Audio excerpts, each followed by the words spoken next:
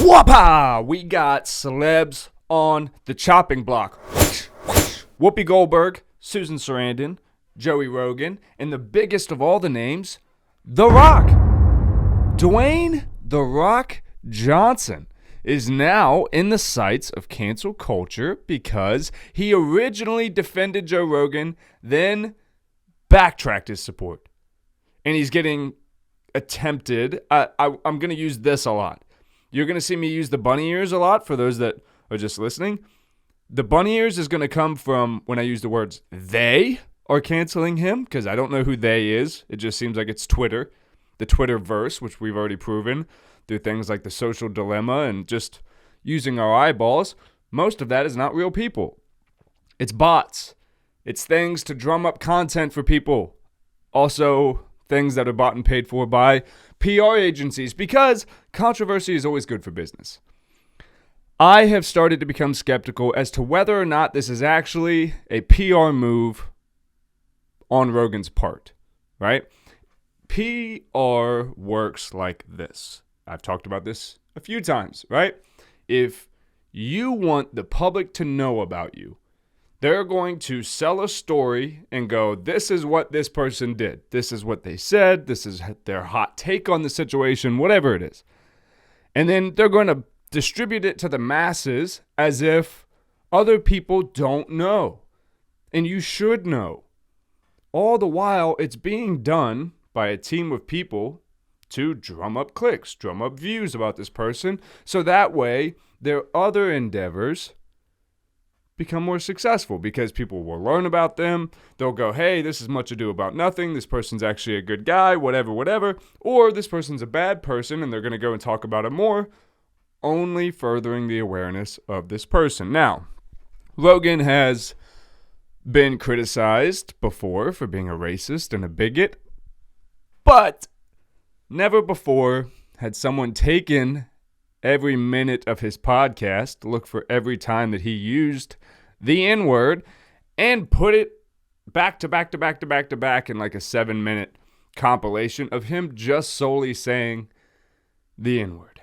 Okay, here we go, right? Here we go. Rogan has never said that word in a derogatory way. He's never said it towards a black person on camera. I'm not claiming to know every second of his life. Rogan is not a racist. Rogan is not a hateful person. If you've listened to all of Rogan's shows throughout the years, you know he uses the word. And when he's used it, every single time, you feel it in your chest when you go, ooh, Joey Roses. That's probably not a good idea, but Rogan is in the business of, because of his comedy and stuff, of getting his point across through shock and through breaking the boundaries and pushing barriers and stuff like that. So he is willing to go places publicly that other people aren't. Let's pause right there. He's willing to go places publicly that other people are not. So he will talk about anything, which is what got him in this controversial mess with Neil Young. Neil Young claimed that he was spouting misinformation that was dangerous about the vaccine. Spotify chose to take Neil Young, per his request, off their platform and appease his wishes. And when that didn't work and Neil Young was made to look stupid, even though it came out that Neil Young's really not a good guy, right? He sold all his masters to some hedge fund company that's destroying the Amazon and doing a bunch of other terrible shit. So we have a bunch of people that want to go, you're bad for your reasons and I don't like you because of my reasons, and because you don't follow what I like, you should be canceled and no one should be allowed to listen to you because you just solely disagree with me. Okay? That didn't work. You looked dumb publicly. You and your friends, Neil Young. So then this Twitterverse comes out and someone magically makes a compilation of Rogan seemingly doing the worst thing a person can do, which is being a white human being and saying the N-word and having it recorded, right? Nothing's worse in cancel culture than that, other than, a rape allegation, sexual assault allegation. That's about the only thing that's worse. Then people, go at The Rock, and because The Rock very openly supported Rogan in his comment section, and in my opinion, it was a little, it was a shameless plug for The Rock to just get in there and be like, hey, Rogan, I stand with you. You're a great guy, brother. Can't wait to do the show one day, and share some of his marketed tequila, right? But then people go, oh, really, Rock? You want to side with him? Here's a 7-minute compilation of him saying the N-word. Now, you're half black and half Samoan. Let's see where you toe on this line. He goes, look, I wasn't aware of this, but you claimed you watched the show. You claim you knew Rogan. But now that the pressure is on, and it's not just, hey, let's drink some tequila on the show together to further your name, now that your name is actually getting shit on, now you don't know. Now we don't know where we stand. So then what happens? Now we show some wishy-washiness on Dwayne The Rock Johnson's side. And I'm going to circle back to this because the wishy-washiness and the apologetically standing on your fence is the reason y'all are in this situation, right? The reason Rogan is in the situation he's in now, where they made the compilation of him saying the Voldemort word, is because he apologized in the first place for the Neil Young thing.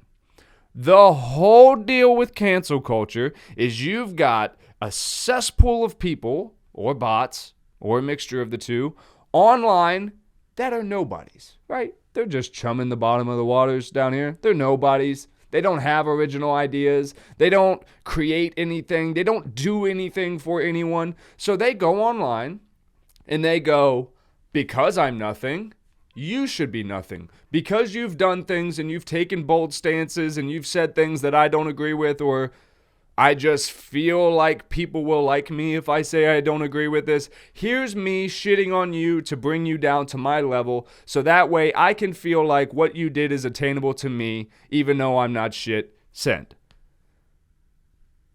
Even though, bottom of the cesspool, chumming the bottom for the bullshit, and you're up here, succeeding, doing the things that are actually changing the world and making a difference. The difference is with social media, and because things like bots and accounts can be falsely grown and made to look like it's this huge presence when it's not, it can actually put pressure on people to go, oh man, people are really upset about this. People actually think that I'm a bad person. Let me address this so people don't, oh, hey guys, hey, that was the worst thing I ever did, was Rogan's thing. Saying, I severely regret that and I haven't said that word in years. Okay. Was Rogan wrong for saying the word? No, I don't think he was. Because every time Rogan has ever said it, he's saying it in advocacy. Saying, look at how horrible it was when this was said in this situation or used in this way. So, at what point are people just uncomfortable with the way that history and stories are being told? If that word exists, and we acknowledge that it existed in the past, and it was meant to cause terrible stigma and claim to people that, and have a terrible, stickiness to it. It makes people feel bad when you say it to them, right? So if Rogan is saying it in a context of saying, look at how heinous this person was, or look at how heinous this situation was, that this is how we talk to people, you have to look at the context of the situation that's being said, right?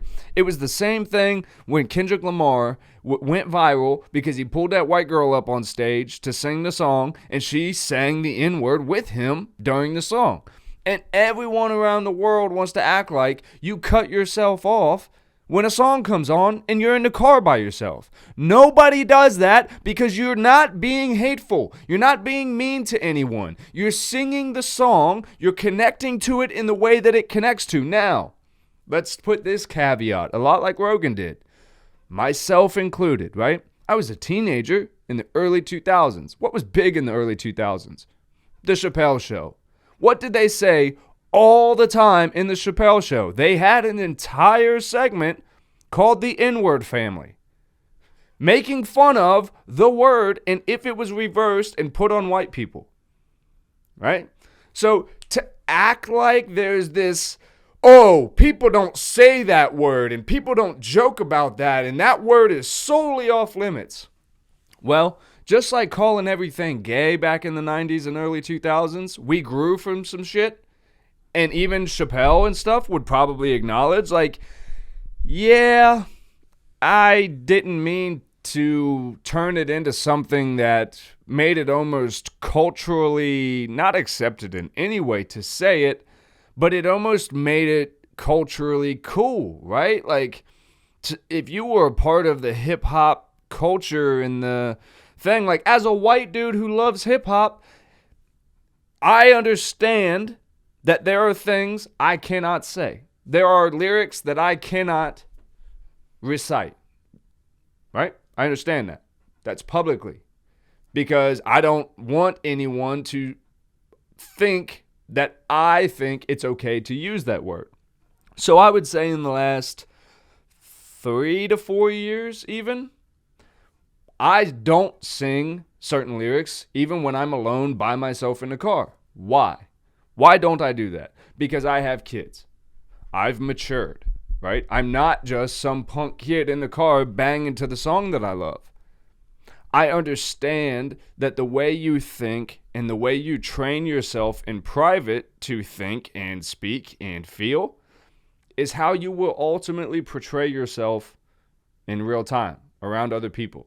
So if I'm subconsciously just vibing to this song thinking that word is okay to just slip in there, well then you might just think it's okay when trying to genuinely help people or raise awareness to the horrendous things that have happened in our country's past to go, oh, well, he used to say all, whatever need to be over here. And okay, now we went off. Now we're off. Because we went from subtly, kind of secretly saying something that you weren't really saying, but going along with the lyric, you had no harmful implications in it. You just kind of were going with what was, right? You were just vibing with the reflection of the art of the creator that was there. And then you become unafraid of it. And you look at it for what it is and you go, okay, it's a word and words have meaning. Words have meaning. Okay. So I'm just saying things. I'm just rapping along to things. Maybe I should look into the other words that they're saying. If that one word has so much meaning, it's probably smart if I look into all the other words. Then you look into everything else they're saying in rap songs and stuff. And you go, oh, they're not really saying anything. It's not, a lot of it now, is not lyrical and it's not telling a story and it's not reminiscent of a time that was and a struggle that was overcome. It's just vulgar and it's just flex and it's just hype and it's all this. So yeah. There's no advocacy being had in today's music. There's no connection to struggle anymore. So we can't even say that it's okay to just sing along to lyrics because you would just be a hype man to a bad song and you're participating in things that you shouldn't be. But to get back to the point, Rogan is not a hateful man because he made sounds with his mouth that people don't like. That formed a word. That doesn't make you a bad person for saying a word. I remember when I was 18 and I was getting ready for my first stand-up comedy routine live that I was going to do, I was trying jokes out online. I think Twitter was a thing, but I didn't really use it at the time. And I would just type out jokes and just kick them out and see how people responded to them. And I put out a joke and it said, what was it? I remember the concept, but I don't remember. I was still trying to work it out, but it was like, vocabulary is funny. A spitter to a black person is someone who raps really fast, and a spitter to a white person is something that they spit chewing tobacco in. And I remember, like, could you imagine a confusion if a group of white people and a group of black people were standing next to each other and someone asked for a spitter? You would get two totally different reactions, right? And I remember my mother saw the post almost instantly when I put it up, and she goes, take that shit down. Take that shit down. I said, what do you mean take that shit down? I said, I thought it was funny. She goes, first off, she didn't think it was funny, but also it was like, she was like, you gotta understand. Luckily, my mother, even back in like 2009, had the hindsight to go, that's going to be there forever, right? So you might think that's funny now when you're 17, 18. You might think that's funny. And there's probably a lot of other people that would think that's funny. But will you think that's funny in 15 years? Now, is there funny in it? Sure. It's a play on words. Spitter, spitta, right? And you could even turn it, and you could keep growing the joke if you wanted to. It's all about your intention. It's all about your context, because the context that I was trying to do was draw from two sides of my life. I have hip-hop friends that are white, black, Mexican, Hispanic, everything. Asian, that enjoy the hip-hop culture and everything else and understand what that culture entails. And then I have old, dusty-ass country road, country bumpkins, again, black, white, Hispanic. I have friends of all cultures, of all walks of life, and even they would look at that and go, oh yeah, that's funny. That's funny because it's ironic, right? It's ironic that if I imagine, right, the joke, just picture the joke itself. You have two groups of people, all black people standing in one group, all white country people standing in another group. So it's very extreme already. It's very extreme. That's a very extreme thing, that you have two complete opposite groups standing next to each other for a hypothetical reason. And then all of a sudden, a random person walks up and goes, hey, I need a spitter or a spitter. The joke again is you have the A and you have the hard ER. So it's there. It's implied. You're not bringing it up. But you go, I need a spitter, a spitter, whatever. However you would do that would take joke development. And then you would have one person from each group turn around, white dude hand a spitter, one dude get ready to break down a freestyle. Maybe his buddy behind him starts beatboxing or something. And then the person is taken aback, like, wait, what? So you asked for a spitter. So is it the funniest joke? No. Is it used in a way to show weird ironies in cultures and differences that really don't need to be there, and the uncomfort level that can rise just by bringing the topic up? Absolutely. That was my intention. So just like with Rogan's intention, he wasn't intending to cause a racial divide. He wasn't intending to downplay the struggles of black people or downplay them in any way. He's actually done a lot of things for advocacy for civil rights. So it's one of these things where now you look at The Rock, and now The Rock is catching a bunch of heat for his wishy-washiness. And that's the thing, is I think people attack you when you show that you're vulnerable and able to be attacked.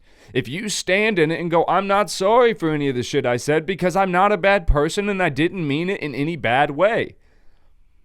So if we're all now agreeing in 2022 that nobody should say that word at all, don't even say it, how are we going to acknowledge the fact that people used to say it, used to use it in a terrible way, and in a way acknowledge the fact that it's completely lost its sting? The fact that we can sit here, myself included, as a white male, and just talk about the fact that Joe Rogan has a compilation of him saying the N-word for 7 minutes, and it's just what it is.